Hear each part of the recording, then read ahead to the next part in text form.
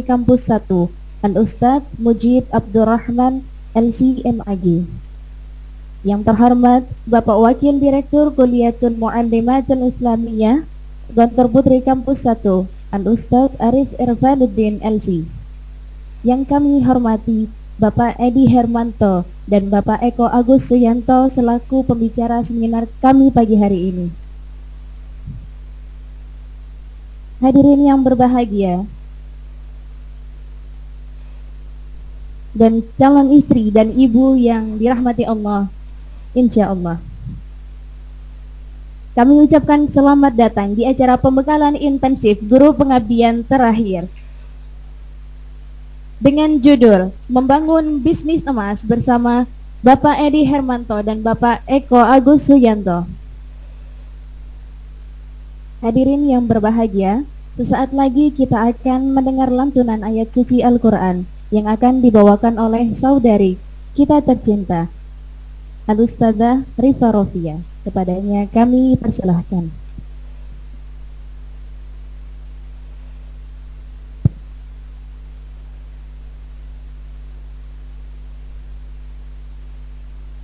Assalamualaikum warahmatullahi wabarakatuh.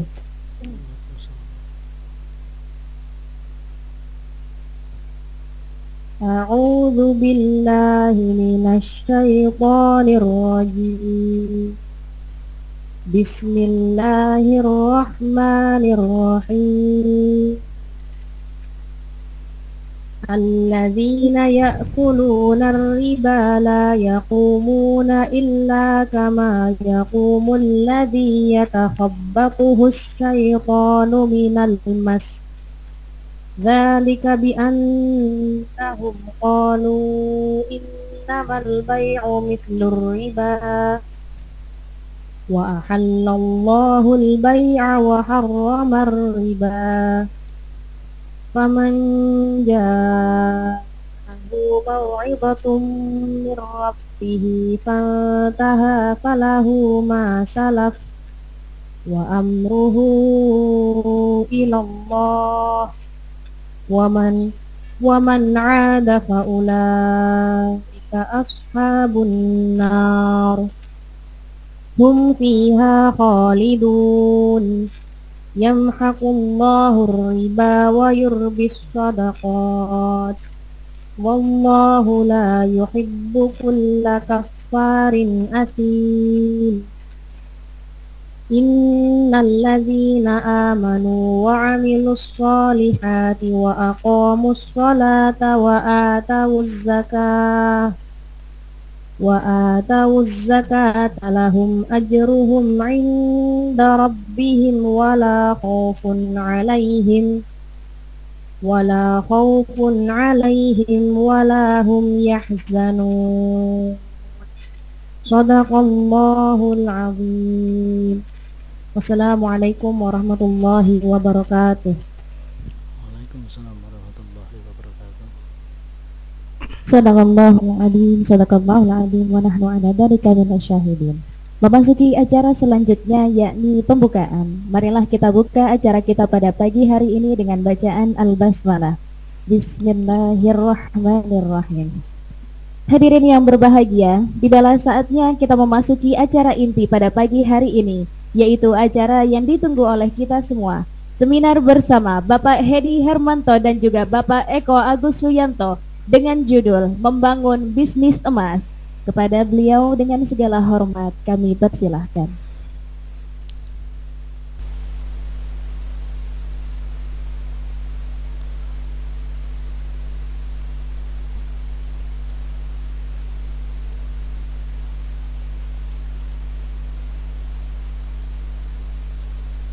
Oke, martabaknya terlihat ya?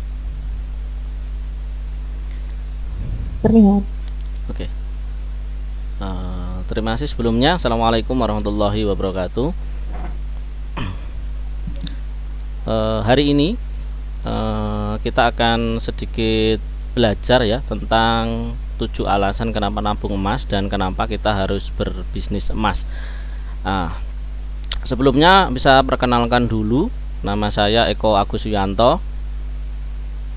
Saya berasal dari Kecamatan Ngerambi, jadi cukup dekat dengan Gontor Putri 1, dan waktu sekolah dulu sering lewat karena saya di Madrasah Aliyah Mantingan dulu, jadi sering lewat. Kemudian untuk profesi sekarang full di rumah. Dulu pernah ngajar di beberapa SMK, SMA dan Aliyah, kemudian memutuskan menjadi pengusaha aja ya di bidang minigol dan beberapa produk yang lain. Untuk konsultasi atau informasi lainnya nanti teman-teman semua, ustadzah semuanya bisa simpan kontak saya. Kebetulan saya salah satu distributor di Ngawi, binaan dari Minigol Pusat, dan juga binaan dari dealer Pacitan, Ibu Putri, yang kesempatan pagi hari ini beliau juga sudah ada di sini.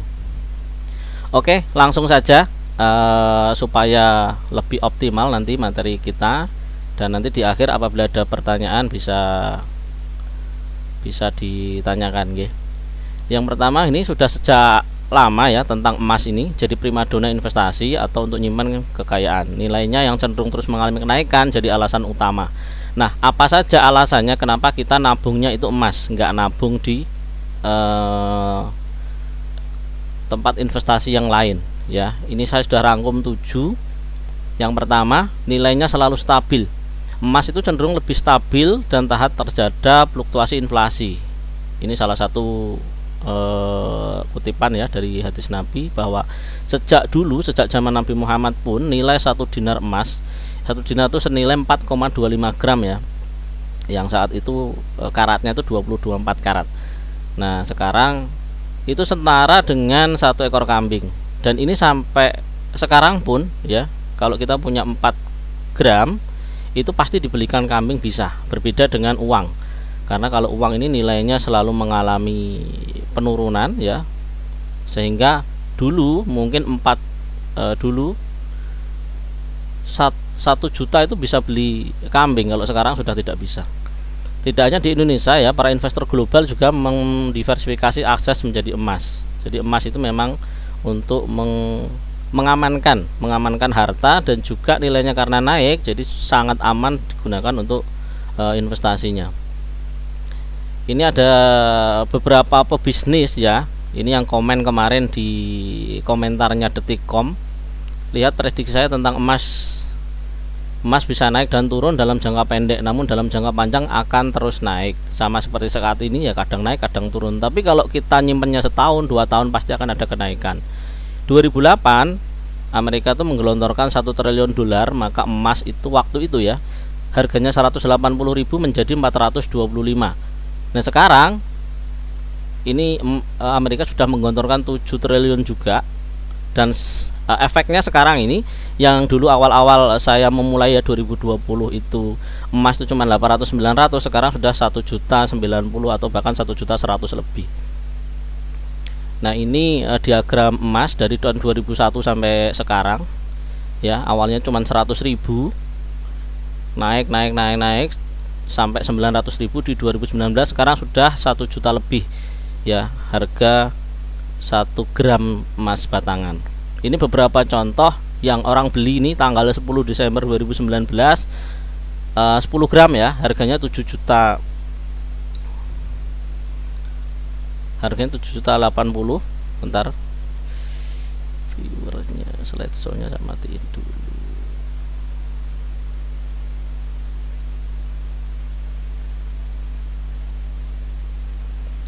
Nah, ini 10 gram 2019 harganya 7 juta, kemudian dijual 7 bulan berikutnya ya, 7 bulan berikutnya harganya naik jadi 8.600.000. Bentar, sudah tak matiin aja ini biar enggak otomatis.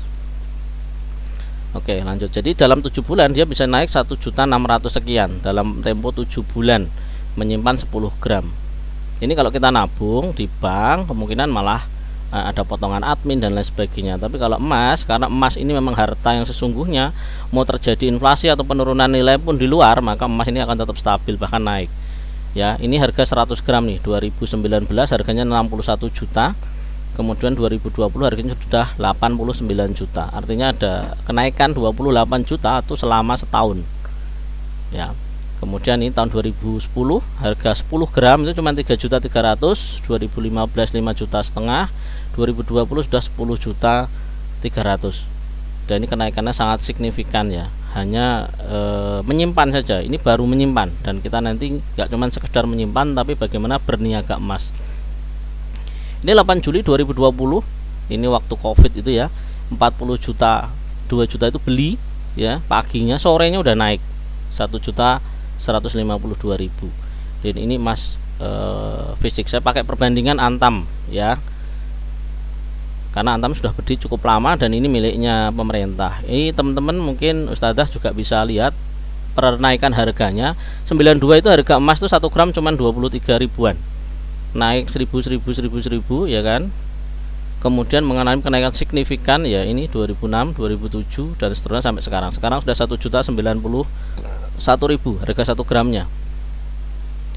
Yang kedua, selain harganya menaikkan adalah mudah dicairkan. Jadi kalau kita beli tanah mungkin kalau mau jual agak repot ya, bisa setahun 2 tahun baru laku. Tapi kalau emas Anda bisa jual ya ke agen, ke pembeli, penjual atau siapapun, dan tidak perlu repot cari karena emas ini banyak sekali yang mencari. Yang ketiga, bebas pajak teman-teman. Jadi kalau teman-teman semua mungkin beli tanah atau rumah dan lain-lain, mungkin ada pajak ya tiap tahun, walaupun kita nggak rawat juga kena pajak, kita rawat juga kena pajak. Tapi di emas, kalau teman-teman punya emas batangan banyak ya, berkilo-kilo, itu nggak ada kena pajak. Paling nanti kenanya kalau sudah 1 tahun ya, kena nisab, itu wajib zakat. Artinya apa? Yang dizakati kok emas, karena memang emas inilah yang bernilai ya, emas ini yang bernilai. Yang keempat, itu aman dari ketidakpastian geopolitik seperti kemarin ada perang mungkin di Ukraina, di Rusia dan lain sebagainya. Justru emas akan semakin naik, nilai emas juga stabil saat terjadi ketidakpastian geopolitik, termasuk saat krisis politik dan lain sebagainya. Harga emas justru akan semakin naik ya. Kemudian yang kelima, yang dapat diwariskan dengan mudah, tidak perlu repot. Kalau kita wariskan tanah, rumah, sawah dan lain sebagainya, kita perlu surat, perlu notaris dan lain sebagainya. Kalau emas ya cukup diberikan saja, itu kan. Emas memiliki stabilan nilai yang bisa dimanfaatkan sebagai aset masa depan, bahkan kita dapat menurunkan aset ini ke anak cucu kita. Dan sementara itu nilai emas juga akan terapresiasi dari waktu ke waktu karena kelangkaan dan sebagainya. Jadi mudah. Yang keenam nih, memiliki nilai universal dan permintaan yang tinggi. Nilai universal itu nilai intrinsik di dalamnya juga ya, nilai intrinsiknya ada. Universal maksudnya mau dibawa ke negara manapun, emas ini akan tetap bernilai ya, walaupun mungkin taksiran dari masing-masing atau tiap negara berbeda. Emas tidak akan kehilangan nilainya, akan selalu dikenal, dihargai dimanapun, bisa dicek, bisa dilihat ya.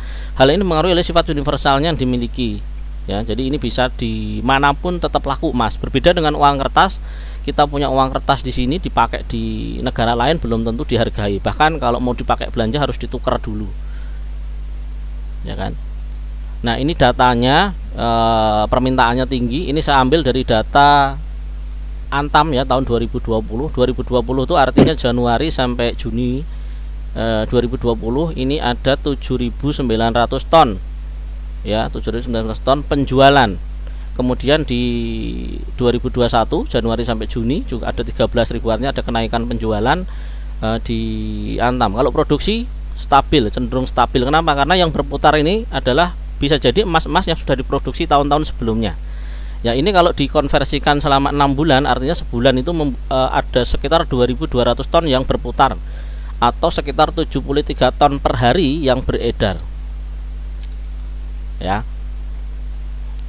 Oke, yang ketujuh, bisa menabung dengan nominal kecil. Nah, ini yang menjadi masalah dulu ya, sebelum ada mini gold.